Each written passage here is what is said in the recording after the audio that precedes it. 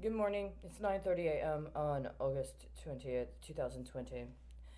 Apparently, this morning there is a notice that the U.S. Department of Health and Human Services would authorize any state licensed pharmacist to administer childhood vaccines.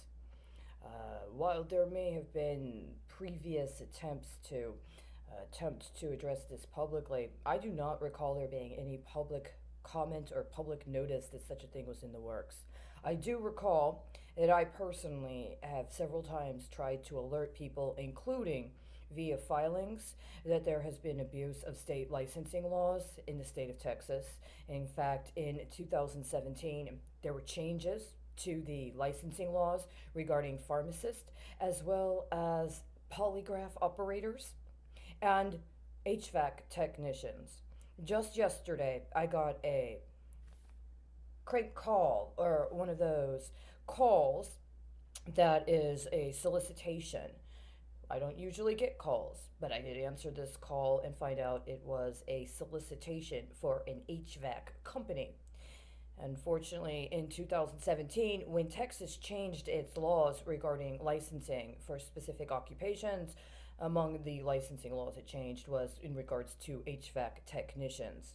Now, today, there's an announcement about pharmacists being able to administer childhood vaccines. This is not acceptable. There has been a refusal and a failure to investigate rightful and legitimate claims that there have been illicit patterns of distribution involving controlled substances in the form of psychotropic drugs. Now we're talking about allowing pharmacists to administer childhood vaccines. This is a failure of leadership to act to forestall what is already a very significant problem. I would recommend whoever has the authority to do so to immediately seek an injunction on the implementation of this order pending a full investigation into its implications, including acknowledging and assessing if any states currently have any acts, or shall we say, open reports with organizations such as the Insurance Commission, the Health and Human Services Commission, or even the auditor that have not been answered concerning any qualms with state licensing laws.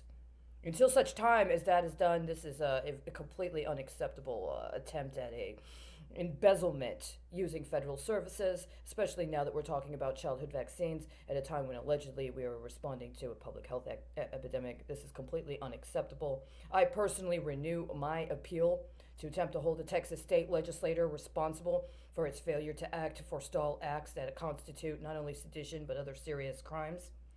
However, at the moment, I think the most important thing to do is to find a way to get an immediate injunction on the implementation of this law or this policy change to the Health and Human Services.